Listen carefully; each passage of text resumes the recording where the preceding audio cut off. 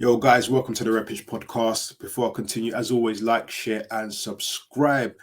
Now, listen, last night, Arsenal went down 2-1 to Lens in our second Champions League group stage game. Highly, highly disappointed. We went one up, one up. Poor mistake by the Lens back line, allowed Saka in to pass to Jesus, and it was a clinical finish. It was a clinical finish by Jesus, a beautiful finish. But from there, I mean, that was the only good moment of the game. Speaking on Jesus, I think he was marshaled well by Kevin Danso for the rest of the game, the whole game. He was superb at the back for Lens, didn't give Jesus a sniff. He was strong and all round, he was just brilliant, really. I feel that we just missed someone like Martinelli with his pace flying down the flanks. And of course, that star boy, Bukayo Saka. Listen, Arteta has to get some flack for this because Saka's gone off injured. After the match, Arteta said it doesn't look good. Now, Saka has gone off injured in our last 3 games in a row, right? We know Saka has started the most games, out of everyone in the last, say, 2 years.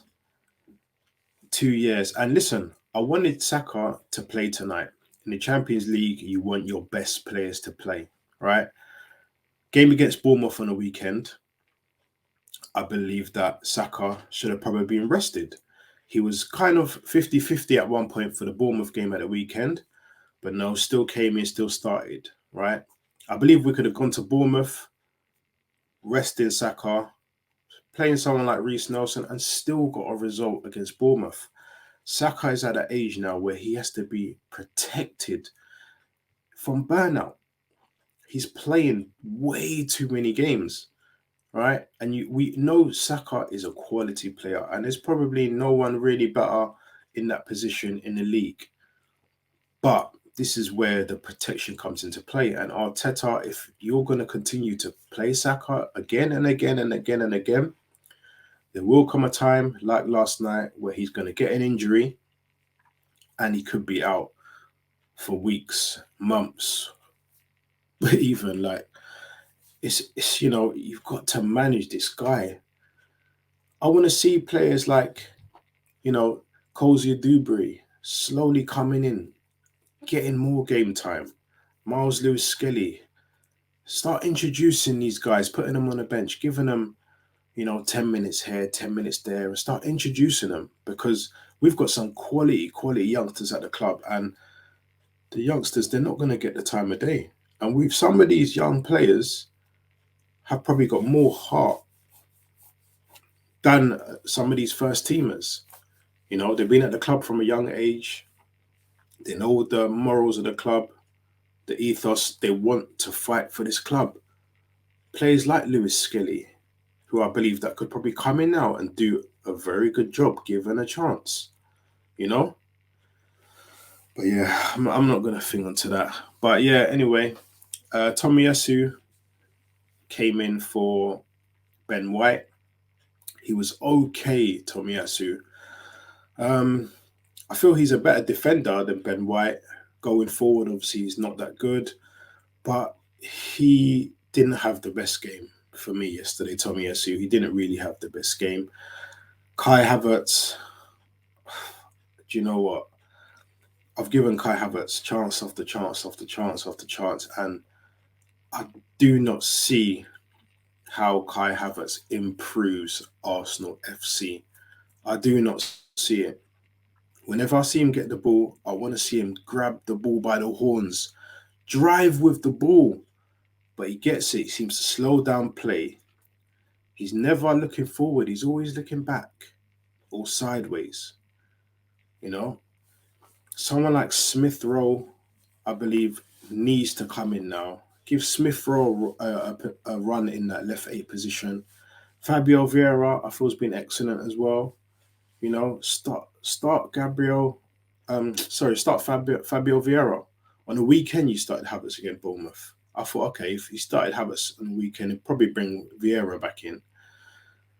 But no, he start Havertz again. And I don't see what he brings to this team. I'll never turn my back on him because he's an Arsenal player. I want him to win. But maybe he needs to sit down for a while and just work a bit harder. And Arteta needs to maybe give him some new instructions, because the instructions that Havertz is getting right now is not working for this team at all. Now, listen, before the game, I was speaking to a few people and I was saying, listen, you've got to watch out for Wahi. Because Wahi at Montpellier last season, he was brilliant. He was excellent. And I said, this is the guy that's going to cause trouble. If there's going to be a player that's going to cause trouble, it's going to be Wahi. And boy, he did not disappoint. A beautiful assist from a Raya mistake. David Raya, that kick out was absolutely poor. Absolutely poor. He was well out of the box when he made it. Just reminding me of an Onana moment. Poor kick out. Ball played up to Wahi. Beautiful. Brought the ball down. Beautiful. Laid it off to Thomason. And that was a beautiful finish on a half volley. Wonderful finish. Curled it inside Raya's left. Now, second half, ball gets played in. I mean, Zinchenko, he's pushed forward at this point. So when the ball gets played in, he hasn't got the legs to get back. And we've seen this happen numerous of times with Zinchenko. When he inverts, he gets forward, a bit too far forward sometimes. And the opposition are going to exploit that. They know Zinchenko pushes forward, he likes to invert a lot. So they're going to look for that man on the right, and they're going to look to play the ball in behind, which was done. A beautiful ball played into the box for Wahi, and it was a beautiful finish.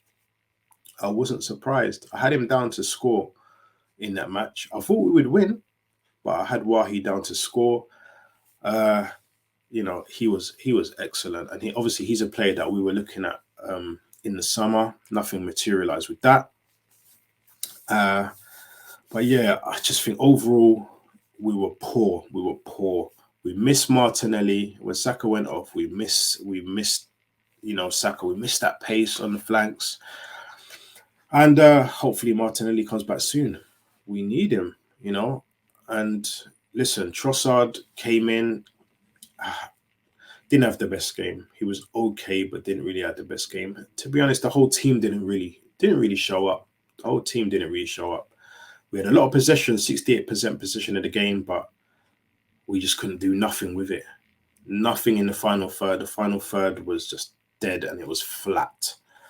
Going into Man City on Sunday, we play like that, we're going to get destroyed. We're going to get opened up like a can of tuna and we will get destroyed. So it looks like Saka will probably be out for that game. Who's going to come in? I do not know, but I'll put that on Arteta. And this is a game we go into if we really want to show the league that we mean business this season. At home against Manchester City, we need to get a win. We need to win this game. Whether Ramsdale comes in or not, I'm unsure.